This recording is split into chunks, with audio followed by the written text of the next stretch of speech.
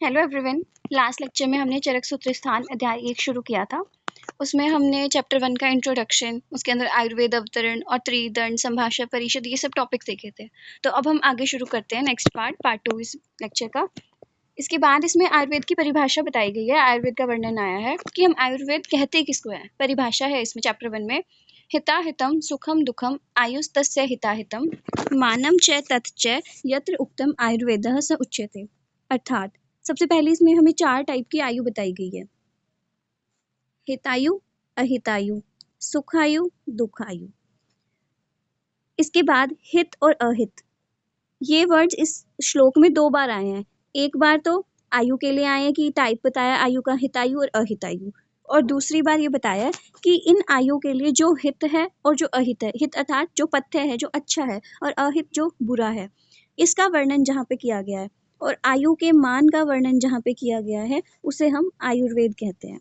अर्थात दोबारा पढ़ते हैं, हित अहित सुख दुख और आयु के लिए हितकारक और अहितकारक विषयों का मापदंड जहाँ वर्णित है वही आयुर्वेद है। मतलब कि 4 टाइप के आयु बताई है आचार्य चरक ने, हितायु, अहितायु, सुखायु और दुखायु।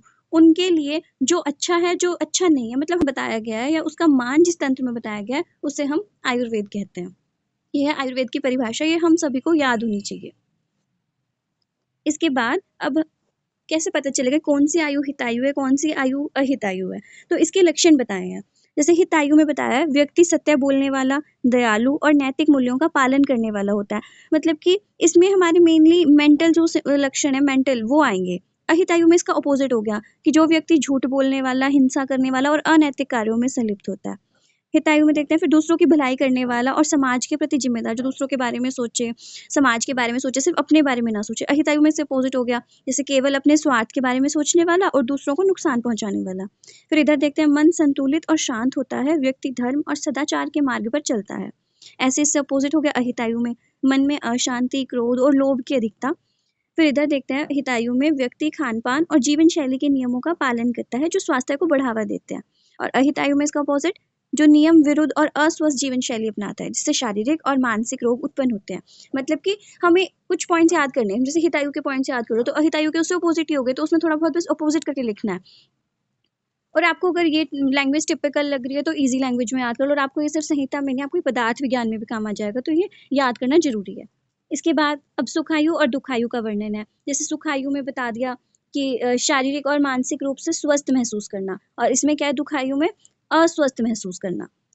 सिंपल सी बात है, अगर हम स्वस्थ होंगे तो हमें सब अच्छा लगता है तो वो सुखायु है, और अगर हम अनहेल्दी हैं तो हमें सब बुरा लगता है तो वो दुखायु है कि वो कष्ट हो रहा है हमें उसमें। फिर है नियमित और संतुलित आहार लेना, और इसमें है अनियमित और असंतुलित आहार लेना। फिर सुखायु में बताया अच्छी नींद आना, और दुखायु में बता दिया नींद ना आना या अनिद्रा, एक तरह से अपोजिट हो गया। सुखायु में बताया शारीरिक और मानसिक रूप से सक्रिय होना, और इसमें शारीरिक और मानसिक रूप से निष्क्रिय होना, मतलब कि मेंटली और फिजिकली दोनों टाइप से डिस्टर्ब रहना, वो है दुखायु। और उसमें सही रहना मानसिक भी और शारीरिक भी, वो है सुखायु। फिर है रोगों से मुक्त रहना, अब हमें कोई बीमारी नहीं होगी तो वो सुखायु ही है, और रोग होंगे, रोगों से पीड़ित रहना तो वो है दुखायु।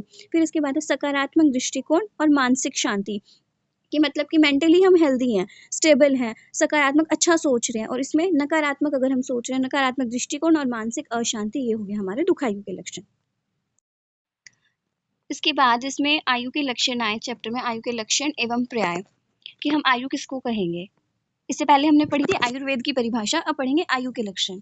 तो आयु के लक्षण के लिए श्लोक आया, शरीर इंद्रिय सत्व आत्म संयोगो धारी जीवितम नित्यगः च अनुबंधः च पर्याय आयु उच्यते। कि शरीर इंद्रिय, पहले दूसरा ले लेते हैं, शरीर इंद्रिय सत्व आत्म, ये 4 चीजें बताई हैं। शरीर इंद्रिय मन और आत्मा, सत्व अर्थात मन, इन चारों के संयोग को आयु बोलते हैं। संयोगो लिखा है ना, संयोग का मतलब इन चारों जब चीजें इकट्ठी होती हैं तभी हम उसको आयु बोलते हैं, अगर ये चारों एकत्र नहीं है तब हम उसको आयु नहीं बोल सकते। फिर उसके बाद इसके पर्याय आए हैं इस श्लोक में, धारी जीवितम नित्यगश्च अनुबंधश्च पर्याय आयु उच्यते। 4 पर्याय बताए हमें आयु के, धारी, जीवित, नित्यग और अनुबंध। ये हम सबको याद होने चाहिए। अब इसका मतलब देख लेते हैं। इसका मतलब है वह जो शरीर को सड़ने से रोकता है, धारी। धारी मतलब कि उसको धारण करना, उसको धारण कर रहा है जिसकी वजह से शरीर सड़ नहीं रहा है। फॉर एग्जाम्पल जैसे कि अब हम मतलब कि आयु जब तक ही बोलते हैं जब तक इंसान जिंदा रहता है, जब इंसान मर जाता है तब उसकी आयु नहीं देखते हम, तो उसका शरीर क्या होता है, सड़ना शुरू हो जाता है जब वो मर गया है। तो जब तक आयु है तब तक शरीर सड़ नहीं रहा है, वो शरीर को धारण कर रही है आयु। फिर नेक्स्ट है जीवित। जीवित मतलब शरीर को जीवित रखती है वो, वह जो जीवन को सुरक्षित रखता है या जीने की क्रिया, कि मतलब जब तक हम जिंदा है तभी तक तो हम देखते हैं कि वो कितनी आयु है, या उसके अंदर आयु हम तभी तक तो बोलते हैं जब तक वो जीवित रहता है, जब वो मर जाता है तब तो हम आयु देखते ही नहीं है। फिर नेक्स्ट है नित्यक। नित्यक में वह जो निरंतर गतिमान रहता है। गतिमान कैसे, कि अब हम चाहे कि हम 14 फॉर एग्जांपल हमारी एज अभी 14 है 15 है, तो हम चाहें कि हम इसी एज में रहें, हम आगे ना बढ़े, ऐसा तो नहीं हो सकता क्योंकि वो हमेशा चलती रहेगी, तो इसलिए क्या पर्याय है, नित्य। उसके बाद नेक्स्ट है अनुबंध। अनुबंध का अर्थ है शरीर मन और आत्मा का अविभाज्य संबंध या अखंडता, मतलब जिसे हम तोड़ नहीं सकते, शरीर मन और आत्मा जब मिले रहेंगे तब वो अनुबंध आयु का पर्याय है। इसके बाद इस चैप्टर में षट पदार्थ का वर्णन आया है। आपको नाम से ही समझ में आ रहा है, षट का मतलब क्या है, 6, और पदार्थ मतलब कि कोई द्रव्य है। ये आप पदार्थ विज्ञान में भी समझ ही चुके होंगे पदार्थ का, वैसे तो एग्जैक्ट मतलब इसमें है 6 चीजें बताई हैं इसमें षट पदार्थ में। सामान्यम च विशेषम च गुणान द्रव्याणि कर्म च समवायम च तत् ज्ञात्वा तंत्र उक्तम विधिम आस्थिताः। सामान्य, विशेष, गुण, द्रव्य, कर्म, समवाय, ये हमें 6 पदार्थ बताए हैं। हमें इनकी सीरीज एज इट इज याद होनी चाहिए कि ये कौन सी सीरीज में बताया, ये नहीं कभी आप सामान्य बोल रहे हो उसके बाद आप गुण बोल रहे हो, ऐसे याद होना चाहिए कि सामान्य, विशेष, गुण, द्रव्य, कर्म, समवाय, और अगर आप श्लोक याद कर लेते हो तो वो तो और भी अच्छा है। ये हमारे चरक की सीरीज है। इसके बाद वैशेषिक दर्शन ने जो है इनका ऑर्डर अलग बताया, उन्होंने पहले द्रव्य बताया, उसके बाद गुण, फिर कर्म, सामान्य, विशेष, समवाय, उनका ऑर्डर थोड़ा सा अलग है। हमें दोनों याद होने चाहिए क्योंकि आगे हम तैयारी करेंगे और चैप्टर्स पढ़ेंगे तो उसमें, और अभी आप जो पदार्थ में दर्शन पढ़ोगे तो वहाँ पे वैशेषिक दर्शन पढ़ोगे, वहाँ पे भी आपको लर्न होगा, ये वहाँ पे भी आपको लर्न करना ही है कि भाई षट पदार्थों का उन्होंने कौन सा ऑर्डर दिया है, तो इसलिए आप दोनों याद साथ साथ कर लो, चरक का क्या है और वैशेषिक का क्या है, तो ज़्यादा अच्छे से रहता है। इसके बाद हम एक एक को पढ़ते हैं, अलग अलग एक एक पदार्थ को। तो सबसे पहले हम सामान्य विशेष को एक साथ पढ़ते हैं। सामान्य विशेष जो है एक दूसरे के ऑलमोस्ट अपोजिट है, तो हम इनको देखते हैं। सबसे पहले सामान्य में अभी मैं आपको जो श्लोक दिया है हमारे सामान्य विशेष के लिए चरक संहिता अध्याय 1 में, उसको थोड़ा तोड़ तोड़ के बताऊंगी, इसके बाद मैं आपको पूरा श्लोक समझा दूंगी। सबसे पहले हमें ये देखना है कि जो सामान्य है उसके 3 टाइप्स होते हैं, एक होता है द्रव्य, एक होता है गुण और एक होता है कर्म। इनका मतलब देखते हैं आप क्या है। जैसे द्रव्य के अंदर दिया है सर्वदा सर्वभावा नाम सामान्यम वृद्धि कारणम। सर्वदा का मतलब है हमेशा, सर्वभावा नाम सभी भाव, सामान्यम वृद्धि कारणम सामान्य से हमेशा सभी भाव बढ़ते हैं। फॉर एग्जाम्पल अगर मांस खाएंगे तो मांस से मांस की वृद्धि होगी, सेम चीज से सेम चीज की वृद्धि होगी। ऐसे इसका ऑपोजिट विशेष भी इसी तरह से 3 टाइप का होता है, द्रव्य, गुण और कर्म। अब द्रव्य में क्या दिया है, ह्रास हेतु विशेषः च।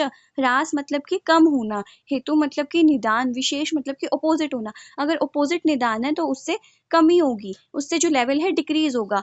फॉर एग्जाम्पल कि अगर हम ज्वार या बाजरा खाते हैं तो उससे मांस का ह्रास होगा, मांस कम होगा, मांस का क्षय होगा।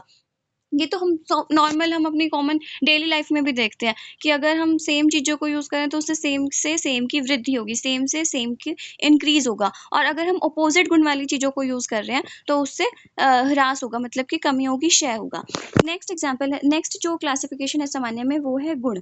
गुण मतलब कि अब इसमें क्वालिटीज, अगर हम सेम क्वालिटीज वाली चीज़ यूज़ कर रहे हैं तो उससे वृद्धि होगी, और अगर हम डिफरेंट क्वालिटी वाली चीज़ यूज़ कर रहे हैं, अपोजिट क्वालिटी वाली चीज़ यूज़ कर रहे हैं तो उससे ह्रास होगा। जैसे कि इसमें दिया सामान्यम एकत्व करम। सामान्य मतलब सामान्य से एकत्व, कि जो एक गुण वाले हैं उनमें वृद्धि होगी सामान्य में। जैसे जो शुक्र है उसकी जो गुण होते हैं और जो दूध और घृत के जो गुण होते हैं वो सेम होते हैं, तो अगर हम दूध और घृत ज्यादा लेते हैं तो उससे शुक्र की वृद्धि होती है। अब विशेष में देखते हैं ऐसे, विशेष में क्या है, विशेषस्तु पृथक्त्व कृतम्।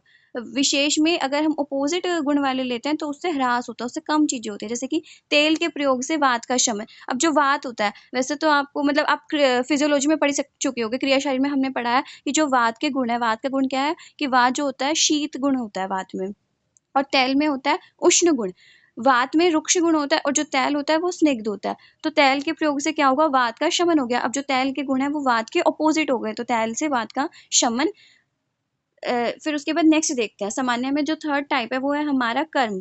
कर्म सामान्य, तुल्यार्थता ही सामान्यम। तुल्य मतलब कि सेम, तुल्यार्थता ही सामान्यम, सेम से सामान्य, सेम मतलब सामान्य, जैसे दौड़ने से वात की वृद्धि।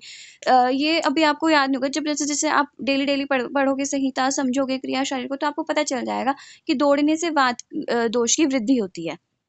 इसके बाद जैसे अगर हम ज़्यादा देर बैठे रहते हैं तो उससे कफ की वृद्धि होती है, और ज़्यादा चलते फिरते हैं, ज़्यादा एक्सरसाइज करते हैं तो उससे वात की वृद्धि होती है। मतलब कि सेम गुण जो है, सेम जो कर्म है, पहले हमने क्या देखा, सबसे पहले द्रव्य, जो मास था वो द्रव्य है। दूसरे में हमने क्या देखा, इनके गुण देखे कि गुण से सेम गुण की वृद्धि हो रही है। और तीसरे में हमने देखा कि कर्म से वृद्धि हो रही है।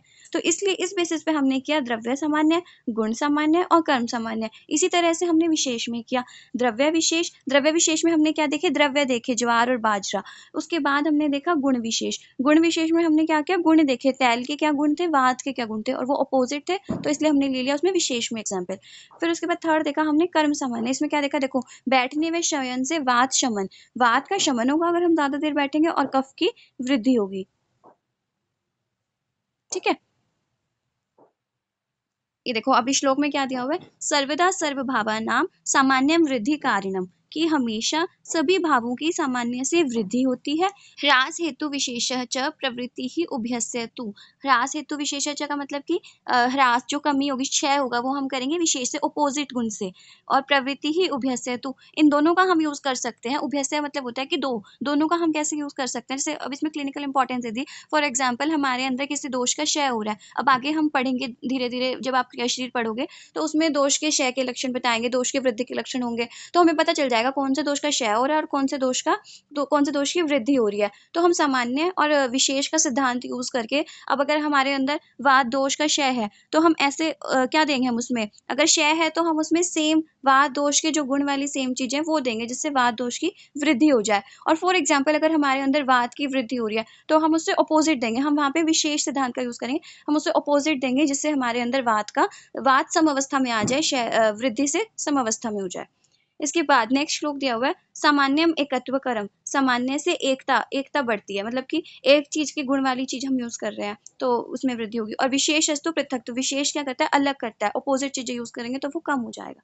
तुल्यार्थता ही सामान्यम विशेष अस्तु विपर्य, सेम चीज जो है सामान्य है, सेम कर्म जब हम कर रहे हैं तो वो सामान्य है, और उससे अपोजिट कर रहे हैं तो वो विशेष है। चलो इस स्लाइड में इतना ही, इस वाली वीडियो में। इसके बाद जो बाकी के 4 पदार्थ बचे हैं वो हम नेक्स्ट वीडियो में कंप्लीट करेंगे। Thank you.